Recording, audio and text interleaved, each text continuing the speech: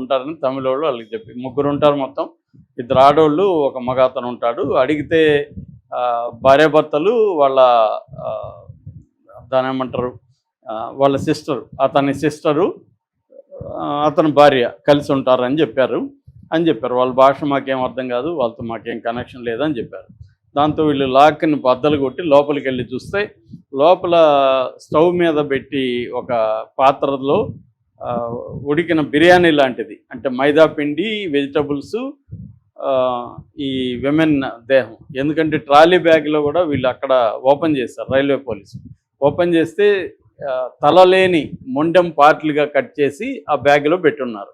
అందులో నుంచే రక్తం కొద్ది గారింది, స్మెల్ కూడా వస్తుంది. ఇదంతా కూడా ఎప్పుడు జరిగింది? ఆగస్టు 5న జరిగింది. అంటే దాదాపు 3 వారాలకు ముందు జరిగింది. ఇప్పుడు ఎందుకు చెప్పుకున్నా అంటే ఇప్పటికీ వీళ్ళని పట్టుకోలేదు. నిన్న ప్రెస్ మీట్ పెట్టి మొత్తం ఇప్పటివరకు జరిగింది చెప్తున్నారు. సో అలాగా ఆగస్టు 5 జరిగింది. అక్కడ నుంచి ఇంటికి వచ్చినప్పుడు ఇంట్లో మిగిలిన భాగాలు కొన్ని, ఆమె మొత్తం భాగాలు ట్రాలీలో లేవు, కొన్ని అక్కడ ఉన్నాయి, కొన్ని ఏమో ఇక్కడ పెట్టారు, ఉడకబెట్టారు, ఎముకల్ని సపరేట్ చేశారు. తల ఇప్పటి వరకు ఎక్కడ ఉందో దొరకలేదు. సో ఇది ఇప్పుడు చెన్నై పోలీసులు కూడా, గుడివంచేరి పోలీసులు కూడా ఇన్వాల్వ్ అయ్యారు. ఎందుకంటే క్రైమ్ అక్కడ జరిగింది కాబట్టి, రైల్వే దీంట్లో శవం కనబడింది కాబట్టి వీళ్ళు కూడా ఇన్వాల్వ్ అయ్యారు. ఆగ్రా రైల్వే పోలీసులు, ఇక్కడ చెన్నై రైల్వే పోలీసులు, దాని తర్వాత ఈ గుడివంచేరి పోలీసులు, లా అండ్ ఆర్డర్ పోలీసులు, ఈ 3 డిపార్ట్మెంట్లు కలిసి ఇప్పుడు దీని మీద పనిచేస్తున్నారు. ఇప్పటివరకు అందుతున్న డీటెయిల్స్ పోలీసులు చెప్పింది ఏంటంటే, ఈ చనిపోయిన ఆమె పేరు హయతం నిషా ఆమె పేరు. ఆమెకి దాదాపు 40 ఏళ్ళు. ఆమె ఒరిస్సాకి సంబంధించింది. ఒరిస్సాలో జన్వర్ ఖాన్ అని వాళ్ళ భర్త ఉంటాడనమాట. జగత్ సింగ్ పూర్ అని ఒరిస్సాలో వీళ్ళ ఊరు. అక్కడి నుంచి వచ్చి ఇక్కడ పనిచేసుకుంటున్నారు. ఈ తాంబరం, ఈ గుడివంచేరి ఈ ఏరియాలో ఎక్కువగా ఒరిస్సా నుంచి, అస్సాం నుంచి వచ్చిన పని చేసుకునే వాళ్ళు ఎక్కువ ఉంటారన్నమాట. సో వీళ్ళు కూడా అక్కడ సబర్బన్ అంటారు దీన్ని, అవుట్స్కర్ట్స్లో ఉంటుంది సిటీకి, అక్కడ పని చేసుకుంటూ ఉన్నారు. ఈమె వాళ్ళతో ఎందుకుందంటే రూమ్ షేరింగ్ కోసం. వాళ్ళు ఏంటంటే ఈ కూలీలు, చిన్న చిన్న జాబ్స్, షాపుల్లో పనిచేయడం, ఇట్లా చేసుకునే వాళ్ళకి జీతాలు ఎక్కువ ఉండదు, 20,000 30,000 కంటే ఎక్కువ ఉండదు. సో వాళ్ళు అందుకని షేరింగ్ పెట్టుకుంటుంటారు. అలాగా వీళ్ళతో షేరింగ్లో ఆమె ఉందని, వీళ్ళకి ఆమెకి ఎటువంటి గొడవలు వచ్చాయనేది తెలియదు. ఎందుకంటే వీళ్ళు నిందితులు దొరకట్లేదు. నిందితులను కూడా గుర్తించారు. మానిక్ ఉద్దీన్ లస్కర్ అని, అస్సాం అని, భాగవతి మజీహ్ అని, వీళ్ళిద్దరు కూడా అస్సాము సంబంధించిన కపులు. వీళ్ళిద్దరికీ ఈమెకు మధ్య ఎలాంటి గొడవ జరిగింది, ఎందుకు ఈమెని చంపేయాల్సి వచ్చింది అనేది ఇప్పటికి తెలియదు.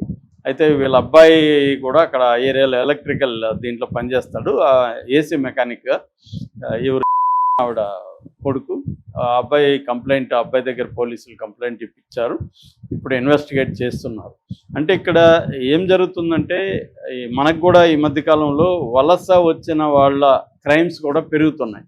అంటే ఫర్ ఎగ్జాంపుల్ నేపాలీ వాళ్ళ క్రైమ్స్ ఎక్కువగా జరుగుతున్నాయి. అంటే వాళ్ళు ఏంటంటే అక్కడి నుంచి వస్తారు ఇక్కడికి, ఇక్కడ వాళ్ళకి సంబంధించిన డీటెయిల్స్ ఎవరికి ఇక్కడ పెద్దగా తెలియదు. అందుకని క్రైమ్ చేసి వెళ్ళిపోవడం వాళ్ళకి ఈజీగా అనిపిస్తుంది. ఇక్కడ క్రైమ్ చేసి వెళ్ళిపోతే అక్కడ ఎక్కడ ఉన్నారు ఏంటో రాంగ్ అడ్రస్లు ఇస్తారు. ఒక్కోసారి రాంగ్ దాని ఏమంటారు, డూప్లికేట్ ఫేక్ ఐడి కార్డులు ఇస్తారు ఇక్కడికి, ఆధార్ కానీ ఇవన్నీ ఫేక్ ఉంటాయి. మనం కూడా పెద్దగా పరిశీలించము. సరే ఏదో పని మనుషులు తక్కువకి వస్తున్నారు, ఇక్కడ లోకల్ వాళ్ళు దొరకట్లేదు అని చెప్పి ఇప్పుడు చాలా హోటల్లో అంతా కూడా ఒరిస్సా నుంచి వచ్చిన వాళ్ళే మనకు కనబడతారు. బెంగాల్, వెస్ట్ బెంగాల్, ఒరిస్సా, తర్వాత ఉత్తరప్రదేశ్, బీహారు, వీళ్ళు ఎక్కడ చూసినా హైదరాబాద్లో కూడా మనకు వాళ్ళే కనిపిస్తూ ఉంటారు. సో వాళ్ళు క్రైమ్ చేసి వెళ్ళిపోవడం ఈజీ అనమాట. ఆ మధ్య కూడా ఒక ఒరిస్సా పని మనిషి మా ఫ్రెండ్ వాళ్ళ ఇంట్లో 10 లక్షలు కొట్టేసింది. ఇప్పటివరకు హ్యాండ్ ఓవర్ చేసుకునే పరిస్థితి లేదు. సో వీళ్ళు చాలామంది దొంగతనాలకు కూడా అలవాటు పడుతున్నారు. మన వాళ్ళు ఏంటంటే ఇక్కడ పనులు దొరకట్లేదు కాబట్టి వీళ్ళు చీప్ పని పెట్టుకోవడం, వాళ్ళు క్రైమ్ చేసి ఎక్కడికి వెళ్ళిపోవడం, ఇక్కడ ఉన్న వాళ్ళని పట్టుకోవడమే పోలీసులు కష్టమైతే ఇంక వీళ్ళు వెళ్ళి బీహారు, జార్ఖండ్, ఒరిస్సాకి వెళ్ళి వాళ్ళని పట్టుకురావడం ఈ 10 లక్షలకి 20 లక్షలకి అనేది అయ్యే పని కాదు, అది జరగదు. ఇప్పుడు నేపాల్ వాళ్ళు గ్యాంగ్ ఆ మధ్య మాజీ పోలీస్ ఆఫీసర్ భార్యని ఇప్పటివరకు వాళ్ళని పట్టుకోలేదు. అంత పెద్ద అడావిడి చేశారు, అందరూ వచ్చారు, మేము అది చేస్తాం ఇది చేస్తాం ఉన్నారు. ఇప్పటివరకు మహిళ ప్రధానంగా నడిపించిన దొంగతనం కమ్ము హత్య. అలాగా వీళ్ళకి ఏంటంటే ధైర్యం, మనం ఇక్కడ చేసి వెళ్ళిపోతే వీళ్ళు వచ్చేది లేదు, అక్కడ ఇది లేదు, జరిగేది లేదు, మనం చేయొచ్చు అన్న ఒక ఇది ఉంది. అలాగే వీళ్ళు ఏమన్నా క్రైమ్ చేసి ఆ క్రైమ్లో వచ్చిన దాన్ని పంచుకోవడం వల్ల గొడవలు వచ్చాయా అన్న యాంగిల్లో కూడా పోలీసులు చూస్తున్నారు. సో వీళ్ళు ఇద్దరు దొరికితే కానీ విషయం ఇప్పుడు ఇది లేదు. వాళ్ళిద్దరు ఇప్పుడు ఎక్కడికి వెళ్ళిపోయారు, అస్సాం వెళ్ళిపోయింటే కూడా ఇప్పుడు ఈ తమిళనాడు పోలీసులు వెళ్ళి అస్సాంలో వెతికి పట్టుకోవాలి. అంత ఈజీ వ్యవహారం కాదు. రెండోది విక్టిమ్స్ వైపు నుంచి ప్రెజర్ పోలీసుల మీద ఉంటే కొంత కేసు ముందుకెళ్తుంది. విక్టిమ్స్ వైపు నుంచి కూడా ఉండే అవకాశం లేదు. ఎందుకంటే ఒరిస్సాలో ఉంటారు వీళ్ళ family.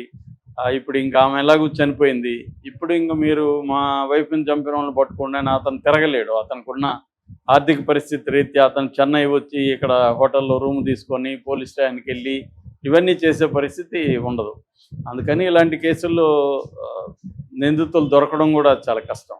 Okay sir, thank you so much.